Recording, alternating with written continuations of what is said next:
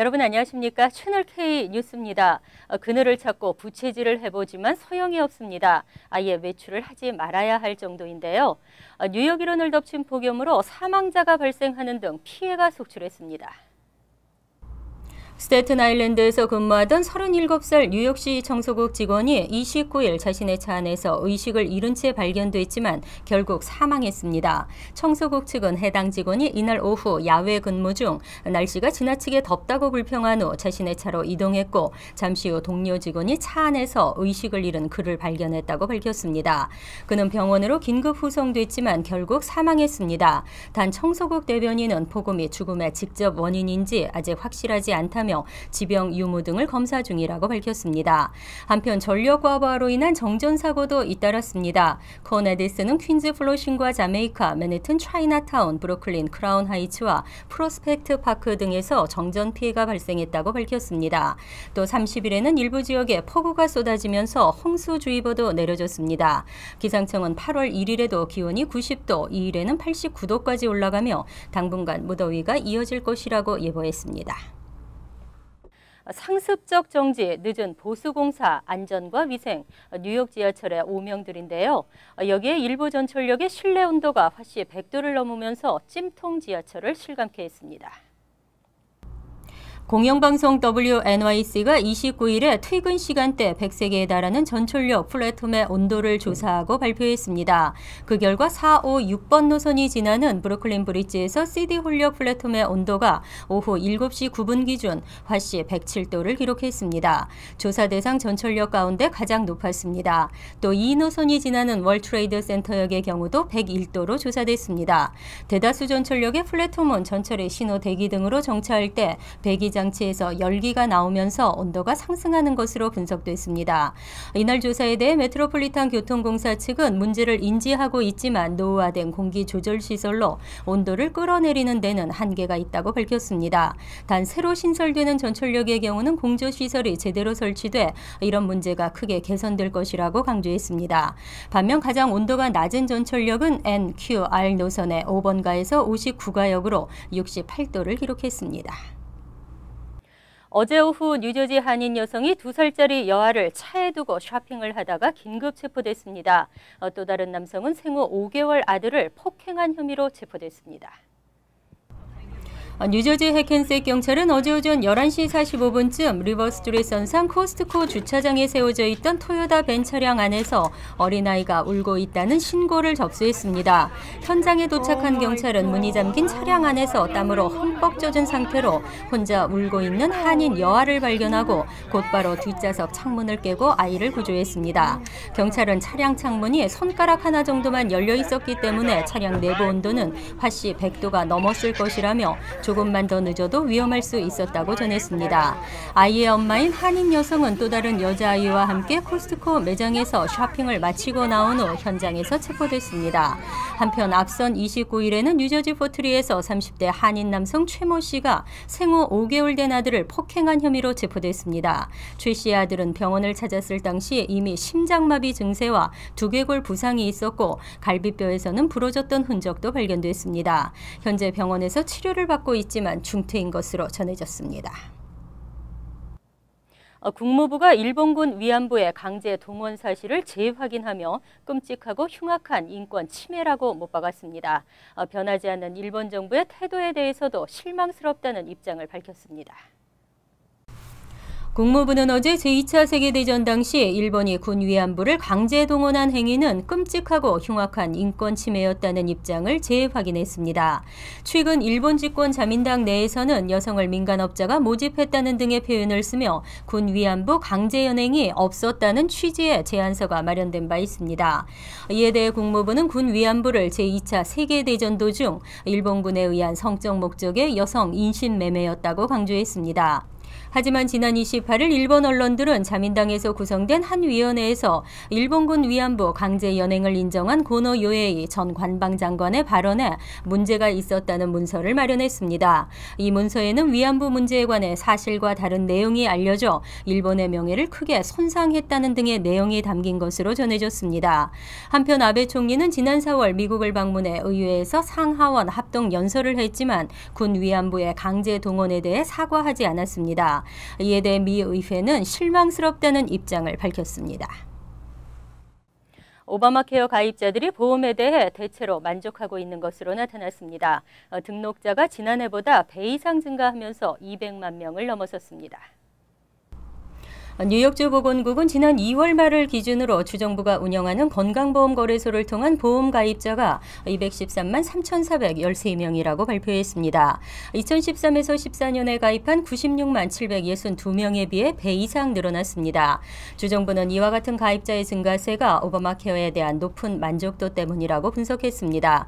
실제로 2013에서 14년 가입자 가운데 86%가 2014에서 15년에 보험을 갱신했습니다. 또 가입자 가운데 92%는 자신의 건강보험에 대해 만족한다고 밝혔고 84%는 최소 한 번 이상 보험을 사용한 것으로 나타났습니다. 특히 오바마 케어 가입자 가운데는 메디케이드 가입자가 156만 8,345명으로 전체의 73%를 차지했습니다. 민간보험 가입자는 41만 5,332명으로 약 19%로 조사됐고 이 가운데 4분의 3은 월 평균 $220의 정부 보조금 혜택을 받는 것으로 나타났습니다. 한편 주정부는 오는 11월 1일부터 내년 1월 31일까지인 2015에서 16년 가입 기간 중 민간보험 가입자가 61만 5천 명까지 늘어날 것으로 전망했습니다. 건강보험료 부담 때문에 보험에 가입하지 않으신 분들 많으실 텐데요. 뉴욕주의 지원을 받아 저소득층과 중산층에게 건강보험을 무료나 저렴한 비용으로 제공하는 곳이 있습니다. 금홍기 기자입니다. 센서스 전국 인구 표본조사 자료에 따르면 한인 건강보험 미가입률은 아시안 민족 가운데 가장 높고 전체 인종 가운데서도 라틴계에 이어 두 번째로 높습니다. 한인들의 건강보험 미가입률이 높은 주된 이유는 비싼 보험료와 가입 절차의 번거로움, 또 병원에 의존하기보다는 건강식품이나 대체요법 등에 관심이 더 많기 때문으로 분석되고 있습니다. 건강보험이 없어 병원에 가지 못하고 병을 더 키우는 경우도 주위에서 종종 보게 되는데 저소득층과 중산층을 위한 건강보험 상품을 무료나 저렴한 비용으로 제공하는 곳이 있습니다. 어피니티 헬스 플랜은 뉴욕주의 지원을 받아 건강보험을 제공하고 있으며 메트로폴리탄 지역에서 총 17개 서비스 센터를 운영하고 있는 비영리 단체입니다. 서비스 센터에서는 건강보험 상담과 천식, 당뇨병 등 각종 건강 정보를 무료로 제공하고 있습니다. 프러싱 지역 서비스 센터에서는 한국인 직원이 상담을 도와주고 있습니다. Affinity Health Plan is a 30-year organization providing healthcare coverage to New Yorkers. We are located in all 10 counties with New York City, the boroughs, all of Long Island, Westchester, Rockland, and Orange County. 한편 어피니티 헬스 플랜은 브롱스의 플래그십 스토어를 새롭게 단장해 어제 오픈했으며 뉴욕 지역 85군데 주요 병원과 제휴해 건강보험 서비스를 제공하고 있습니다. 채널K 뉴스 금홍기입니다. 뉴욕시의 재산세 수입이 향후 4년 동안 14.3% 증가할 것이란 전망이 나왔습니다. 자산 가치가 오르면서 주택이나 건물 소유주들의 재산세 부담이 늘어날 전망입니다. 뉴욕주 재정위원회가 어제 공개한 뉴욕시 예산안 검토 보고서에서 2018에서 19 회계년도 재산세 수입은 255억 달러가 될 것으로 추정됐습니다. 2014에서 15 회계년도보다 약 32억 달러 14.3%가 늘어날 것으로 예상됐습니다. 같은 기간 전체 세수는 569억 달러에서 631억 달러로 10.8%의 증가율을 보일 것으로 추정됐습니다. 재산세 수입 증가율이 전체 세수 증가 속도보다 3.5%포인트 높을 것이라는 예상입니다. 이와 같은 재산세 수입 증가는 세율 인상이 아닌 자산가치 상승에 따른 것입니다.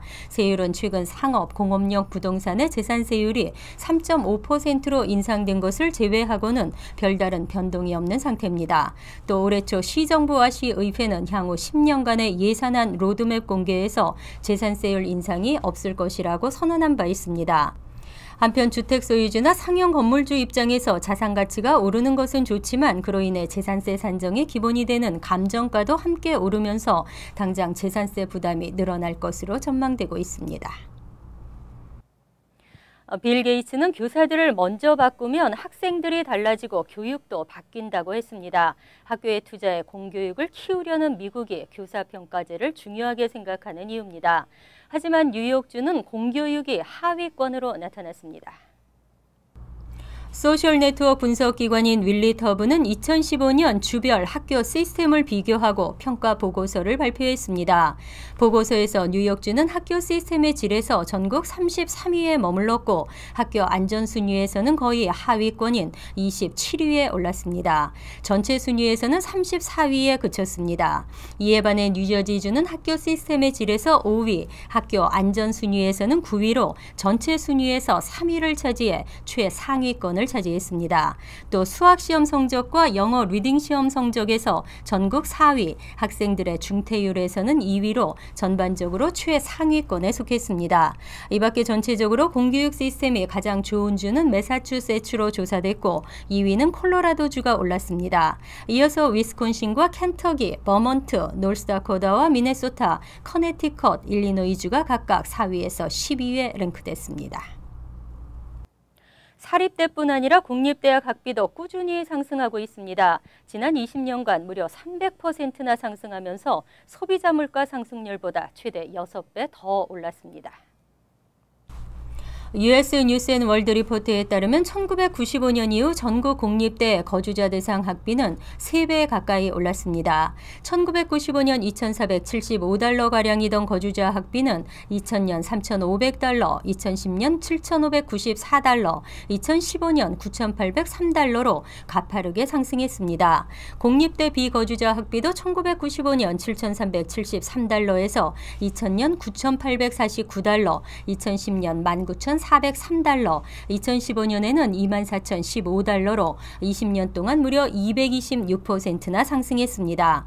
사립대 학비 상승률은 조사 대상 중 가장 낮지만 금액 기준으로는 지난 20년간 24,870달러로 가장 많이 올랐습니다. 한편 연방노동부의 소비자 물가지수에 따르면 이 기간 전국 소비자 물가는 55.5% 오르는 데 그쳤습니다. 주요 품목별로는 지난 1995년 1월 갤런당 1달러 19센트였던 휘발유 값이 2015년 1월 2달러 17센트를 기록하면서 82.3% 올랐습니다. 파운드당 빵 가격 역시 같은 기간 76센트에서 1달러 47센트로 93% 상승하는 데 그쳐 사립대 학비 인상률의 절반에 그쳤습니다. 이어서 LA 지역 한인사회 소식입니다. 요즘 아파트나 콘도 렌트 가격이 크게 오르면서 렌트 구하기가 참 어려운데요.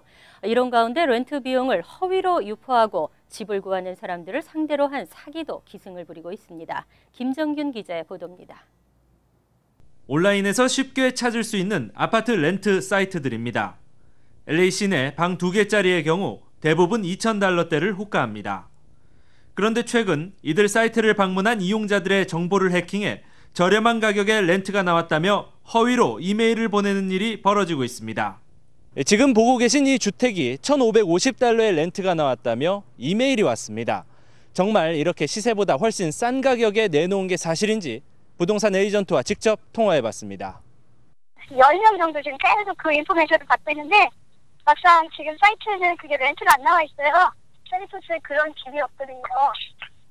이 이메일에는 렌트 가격과 함께 집주인이 타주로 이사가게 돼 마음에 드는 세입자를 구한다고 나옵니다.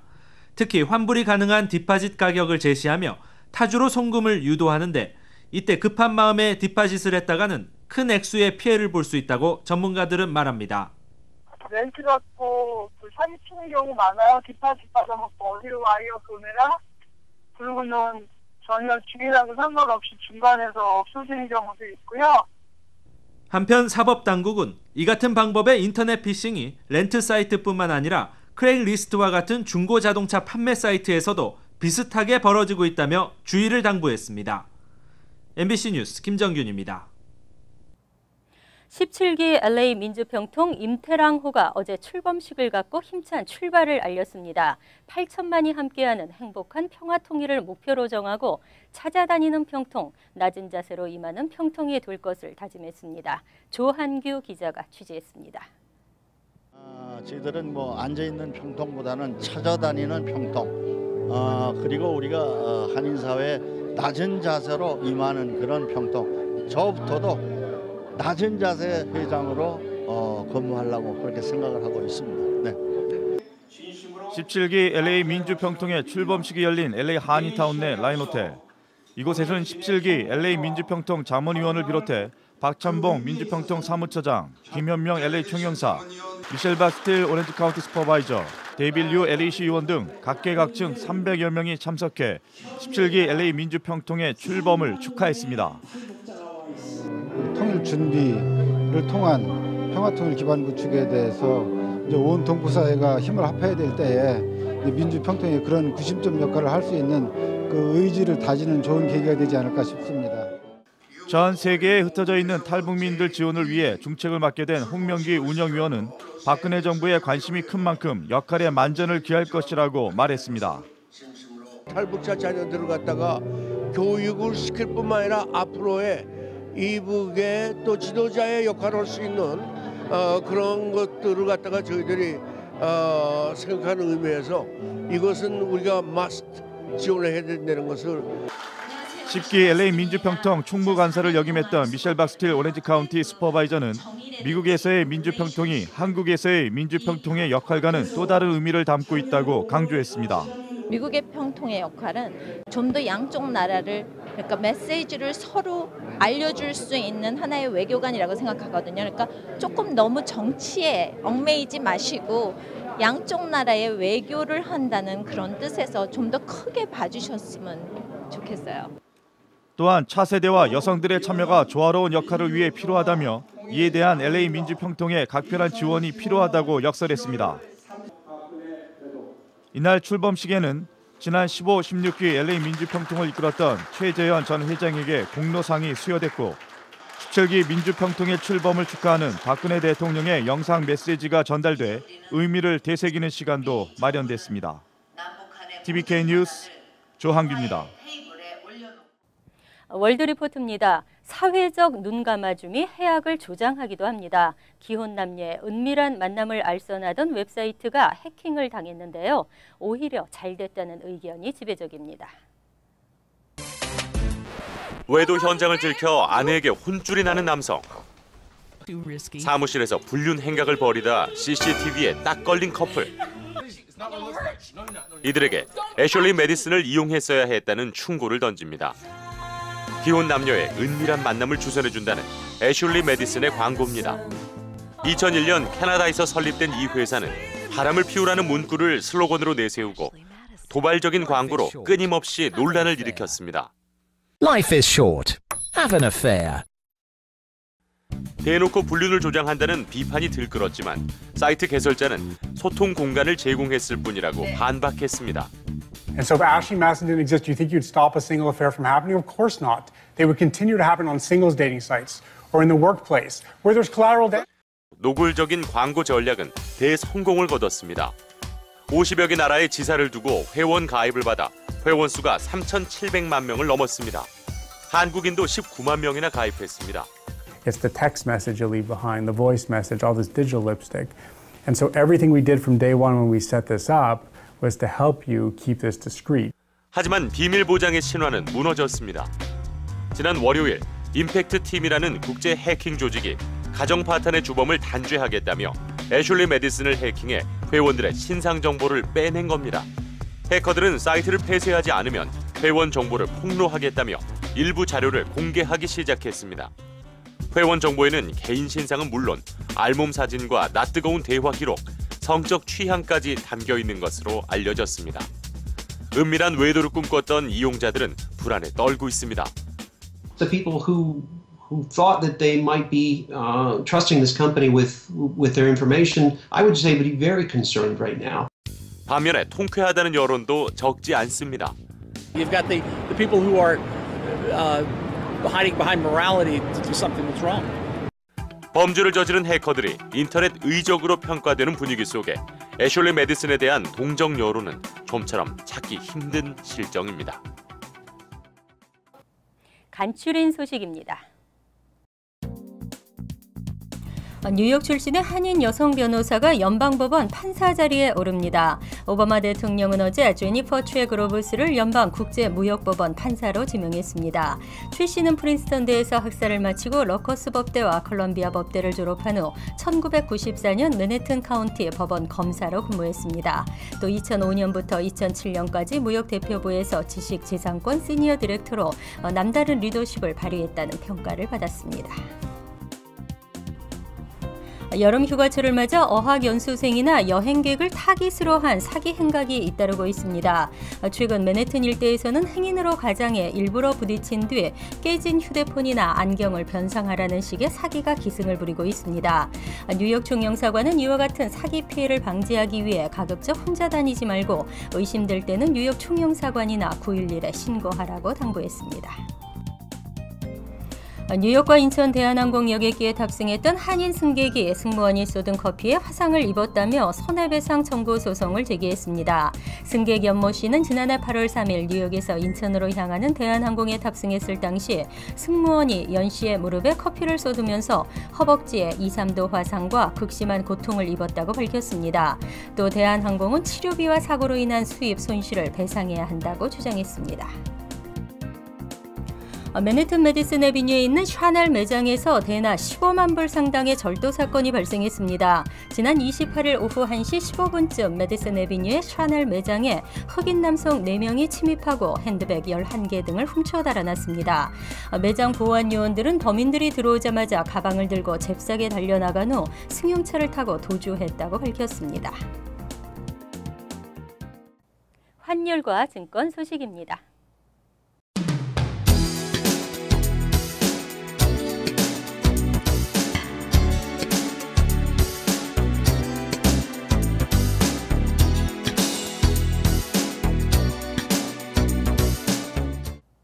이어서 날씨입니다.